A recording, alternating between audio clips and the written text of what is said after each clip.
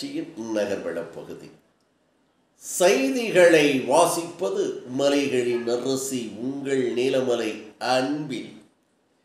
இன்றைய நகர்வள பகுதியில் நாம் காணவிருப்பது நமது சிறப்பு செய்தியாளர் எஸ்.ஜி.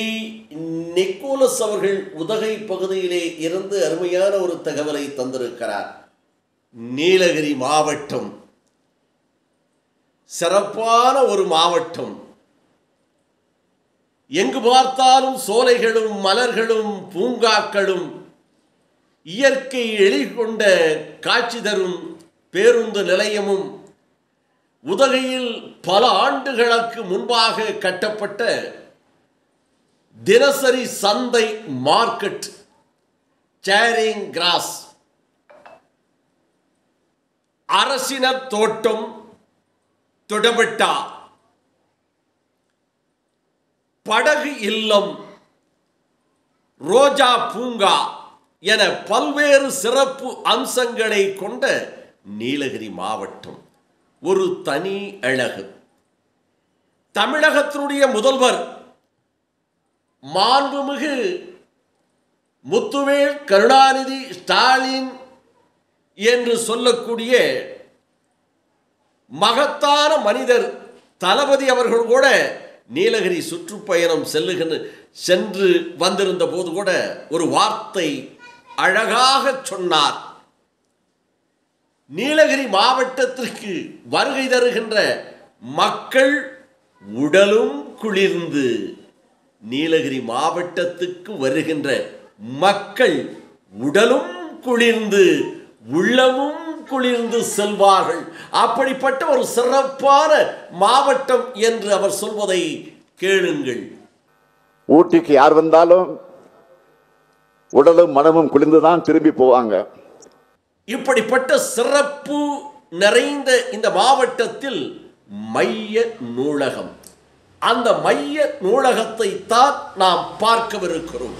ஏற்கனவே இவர் கடந்த 2 வாரங்களாக நீலகிரி மாவட்ட அலுவலகங்கள், அரசு அலுவலகங்களில் கிடைக்கக்கூடிய அரசு நலத்திட்டங்கள், இன்றைக்கு தமிழக அரசு செய்து கொண்டிருக்கின்ற நலத்திட்டங்களை பற்றி நாம் அறிவோம் என்ற ஒரு நிகழ்ச்சியை தருவதாக சொல்லி ஏற்கனவே ஒரு நிகழ்ச்சியை நமது நீலமலை தொலைக்காட்சி மூலமாக வழங்கப்பட்டிருந்தது.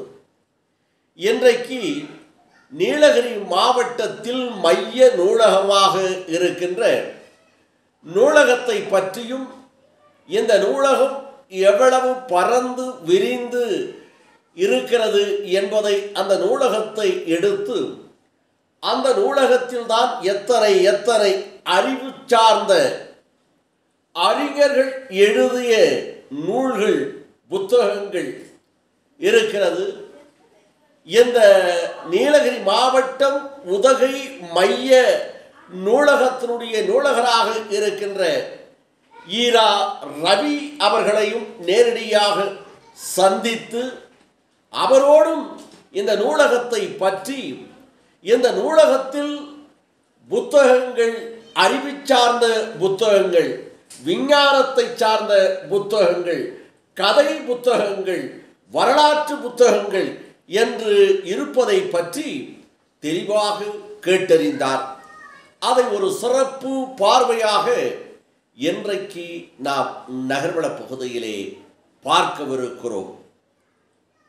நமது சிறப்பு செய்தியாளர் நிக்கோலஸ் அவர்களே, உதகை நூலகத்திலே இருந்து நீங்கள் பேசுகிறீர்கள். அந்த நூலகத்தை பற்றியும் அந்த நூலகத்தினுடைய சிறப்புகளை பற்றி சொல்லுங்கள். இன்று நாம் பார்த்து கொண்டிருப்பது மாவட்டத்துடைய மைய நூலகம். இதில் கண்ணுக்கட்டிய தூரம் வரை வெறும் புத்தகங்கள், பார்ப்பதற்கு எவ்வளவு அழகாக தெளிவான விகிதத்தில் வரைமுறைப்படுத்தி நீலகிரி மாவட்டம் ஒரு பெரிய வரப்பிரசாதமாக இருக்கக்கூடிய இந்த நூலகத்தை இன்று நீலமலை தொலைக்காட்சியில் காணுகின்ற போது நாம் இருப்பது நம்மளுடைய தமிழ்நாட்டில் நீலகிரி மாவட்டமா அல்லது சென்னையை சார்ந்த மைய மாவட்டத்துடைய நூலகமா என்று பார்க்கின்ற ஒரு பரவசம் ஊட்டுகின்ற ஒரு நூலகம். ஒரு விரிவான அறிக்கை புத்தகம் பார்க்க வேண்டும் என்று ஆசைப்பட்டால் அது எங்கே கிடைக்கும், எந்த இடத்தில் பார்ப்பது, யாரை கேட்பது என்ற ஒரு தடுமாற்றம் வருகின்ற நேரத்தில் மைய நூலகத்திற்கு சென்றால் கண்டிப்பாக அது கிடைக்கும் என்ற நம்பிக்கையின் பேரொழிதான் மைய நூலகம். ஆஹா, இவை எல்லாம் ஆற்றல் மிகு பணியாளர்களுடைய சிறப்பு தன்மையை காட்டுகின்றது. எப்படிப்பட்ட ஒரு நூலகம்?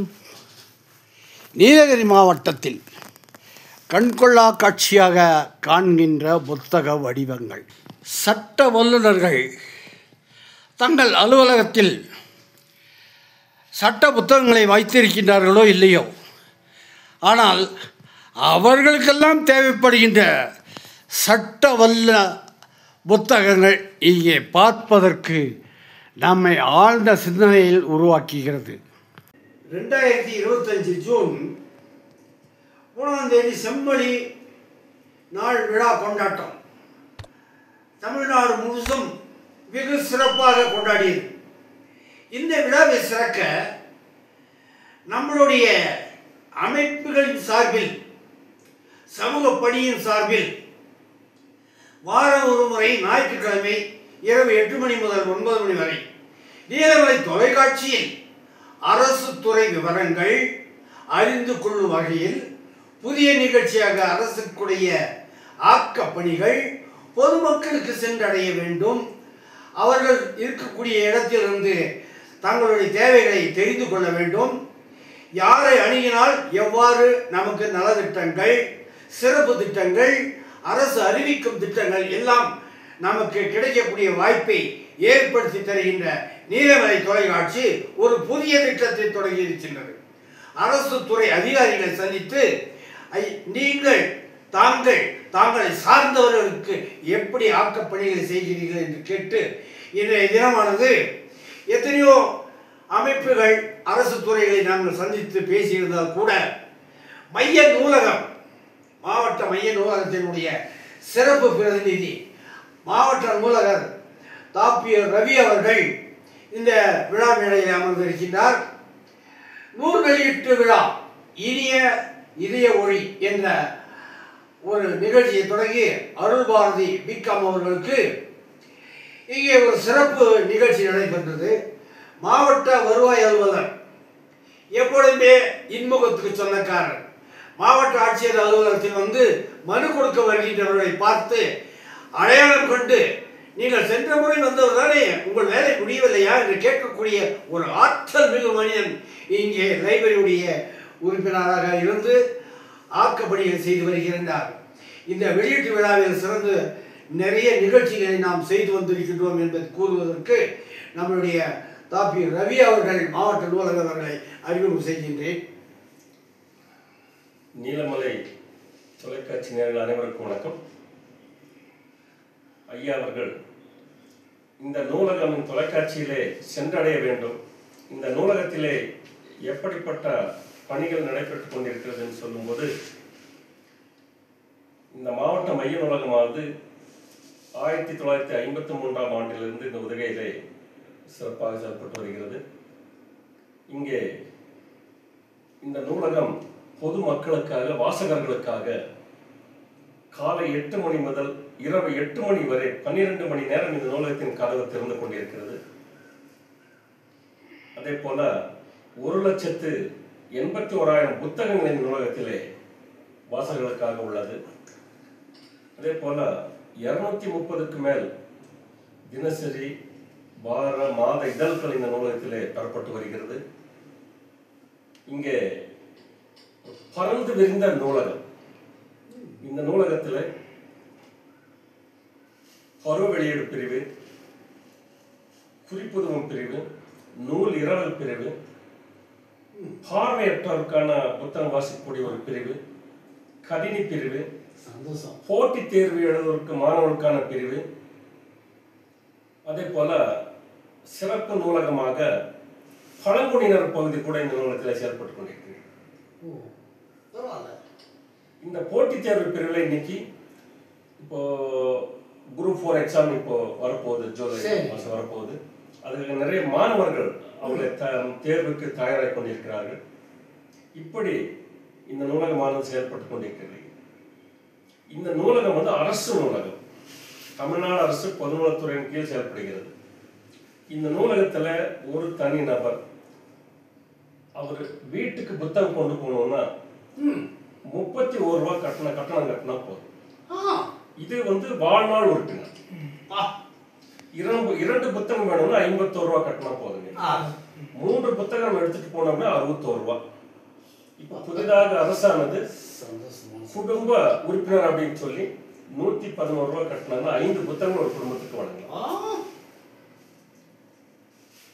இந்த உதகை நகர மக்களிடத்துல நாம் வேண்டி விரும்பி கேட்டுக்கொள்வது என்னன்னா, இந்த நூலகமானது உங்களுக்கு உங்களுடைய பிள்ளைகளுக்கு, உங்களுடைய உற்றார் உறவினர்களுக்கு கல்வி, வேலை வாய்ப்பு, வாழ்க்கை அத்தனையும் தருவது இந்த நூலகம். அதனால தயவு செய்து இந்த தொலைக்காட்சி மூலம் உங்களிடத்துல கேட்டுக்கொள்வது, தயவு செய்து நான் ஏற்கனவே சொன்ன மாதிரி காலை 8 மணிலிருந்து ராத்திரி 8 மணி வரைக்கும் இந்த நூலகத்தில் இருக்கு, செயல்படுது. அதனால யாருமே எனக்கு வந்து நேரம் இல்லைன்னு சொல்லாதீங்க.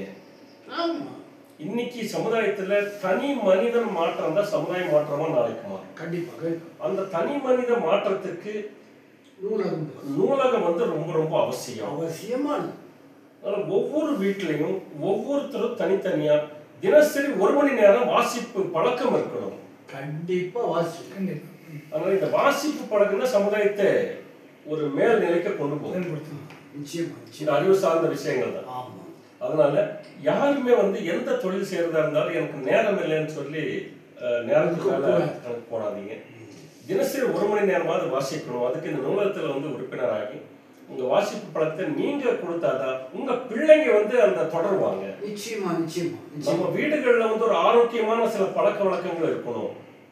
அதுதான் வந்து அந்த குழந்தைங்களை வந்து நாளைக்கு மேம்படுத்தும். அதனால இந்த புத்தக வாசிப்புங்கிறது வீட்டுல ஒவ்வொருத்தர்கிட்டே இருக்கணும். தயவு செஞ்சு ஒரு முறை இந்த நூலகத்தை நீங்க வந்து பாருங்க. முதல்ல பார்த்ததுக்கு அப்புறம் நன்றி, வணக்கம் சார். இப்போ வந்து இந்த லைப்ரரியில மெம்பர்ஸ் அப்படின்றத ஒரு நம்ம சார் சொன்னீங்க. இதுல வயசு ஏதாவது இந்த வயசுக்குள்ள கீழே இருக்கிறவங்க வேண்டாம், இதுக்கு மேல ஏதாவது கணக்கு இருக்காங்க? வயசே கிடையாதுங்க. சிறுவர் முதல் பெரியவங்க யார் வேணாலும் படிக்கக்கூடியவங்க நிச்சயமா வரலாம். எவ்வளவு புத்தகங்கள் எவ்வளவு படிப்புக்கேற்ற வகையிலே வைத்திருக்கிறார்கள். அளவற்ற சிந்தனையோடு செயல்படுகின்ற நீலகிரி மாவட்ட நூலகத்தினுடைய ஒவ்வொருவருக்கும் நீலமலை தொலைக்காட்சி நன்றியுடன் வாழ்த்தை கூறி விடை பெற்றுக் கொள்வது எஸ்ஜி நிக்கோலஸ். இது ஒரு சிறப்புக்குரிய நிகழ்ச்சியாக வாரந்தோறும் ஞாயிற்றுக்கிழமை இரவு 8 மணியிலே இருந்து 9 மணி வரை எஸ்ஜி நிக்கோலஸ் செய்தியாளர் பகுதி என்று அந்த பகுதியை நாம் சிறப்பாக நீலகிரி மாவட்டத்திலே இருக்கின்ற அரசு அலுவலகங்கள், அதில் அதிகாரிகள், அந்த அரசு அலுவலகங்கள் மூலமாக இன்றைக்கு தமிழக அரசு தருகின்ற நலத்திட்டங்களை பற்றிய ஒரு விரிவான தகவலை தருகிறேன் என்று எஸ்ஜே நிக்கோலஸ் அவர்கள் செய்தியை தந்து கொண்டிருக்கிறார். அதனுடைய சிறப்பு பகுதியை நாம் வழங்கியிருக்கிறோம் என்று தெரிவித்து எஸ்ஜே நிக்கோலஸ் அவர்களுக்கும் இந்த செய்தியை சிறப்பான முறையில் தொகுத்து எடிட்டிங் செய்து அழகாக வழங்கியிருக்கின்ற நமது ஒளிப்பதிவாளர் எடிட்டர் செய்தியாளர் தம்பி பிரசாத் அவர்களோடு வணக்கம் கூறி விடைபெறுவதற்கு முன்பாக இதுபோன்ற செய்திகளை உங்கள் நீலமலை தொலைக்காட்சியும் உங்கள் நீலமலை தொலைக்காட்சி யூடியூபிலும் கண்டு மகிழுங்கள் என்று தெரிவித்து, உடனுக்குடன் பார்ப்பதற்கு யூடியூபில் நீங்கள் இதுவரை என்எம் டிவி யூடியூப் பகுதியிலே அங்கத்தினராக மாறாமல் இருந்தால் உடனடியாக சப்ஸ்கிரைப் செய்து பெல் பட்டனை அமர்த்தி அங்கத்தினராக மாறினால் இனி என்னை எப்போது வேண்டுமானாலும் இதுபோன்ற செய்திகளை என்எம் டிவி யூடியூப் பகுதியிலே கண்டு மகிழலாம் என்று தெரிவித்து, உதகையை பற்றியும் நீலகிரி மாவட்டத்தினுடைய சிறப்புகளை பற்றியும் நீலகிரி மாவட்டம் ஊட்டியில் உள்ள மைய நூலகத்தை பற்றியும் நமது செய்தியாளர் எஸ்.ஜி.